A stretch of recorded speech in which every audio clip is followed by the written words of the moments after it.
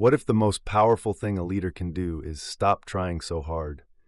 What if the secret to peace in your team, in your home, in your own head is not more control, but less?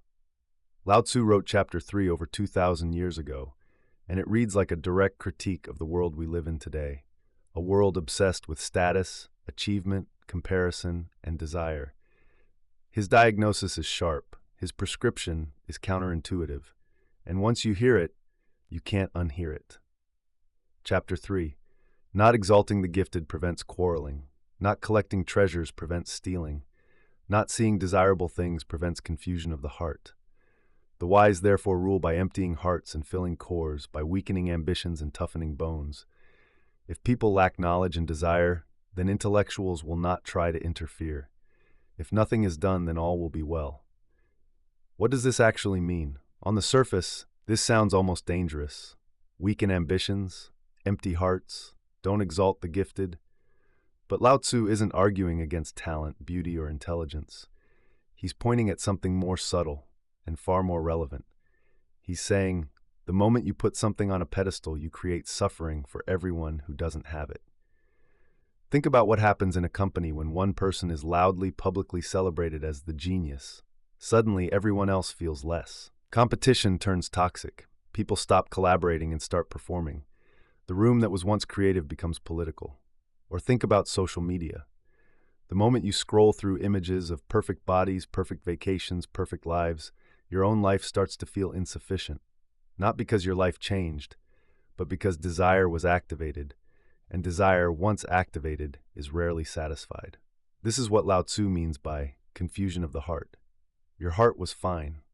Then you saw something desirable. Now it's restless. The wise leader, whether that's a CEO, a parent, or just you managing yourself, understands this mechanism, and instead of feeding it, they quiet it. Emptying hearts and filling cores, this is the key line. You don't fill people with ambition and comparison. You fill them with something deeper. Purpose, groundedness, simple dignity. You strip away the noise and feed the bones. If nothing is done, then all will be well. This is Wu Wei, not laziness, not passivity. It's the art of acting in alignment with the natural flow, without force, without manipulation, without engineering desire into people to control them. How to apply this? In real life, relationships, and work, in leadership and work, next time you want to motivate your team, ask yourself, am I inspiring them or am I manufacturing anxiety? Ranking people, creating competition for status, dangling rewards in public. These all work short-term, but they hollow people out. Try instead to make the work itself meaningful. Give people problems worth solving. That's the core Lao Tzu talks about. In relationships, stop keeping score of who has what. The moment you start comparing your relationship to someone else's or comparing your partner to some ideal, you've injected poison. Not because they changed, because your gaze changed. Direct your attention back to what's actually in front of you. That's where the real thing lives. In personal life, audit your desires, not to eliminate them, but to trace where they came from. Did you actually want that thing before you saw it on someone else? Before an ad told you that you needed it? A lot of our ambitions are borrowed. They were installed in us by the culture around us.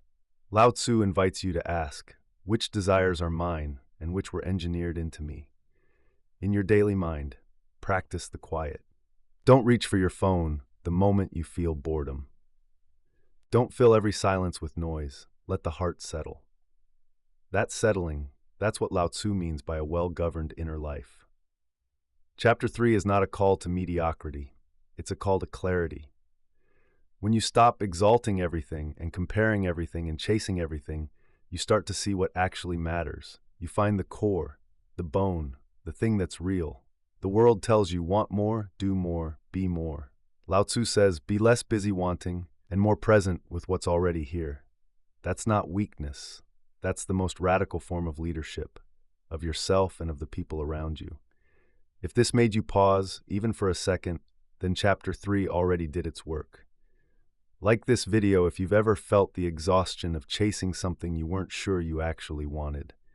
Subscribe, because we're going through the entire Tao Te Ching, one chapter at a time, with zero fluff and maximum depth. See you in chapter 4.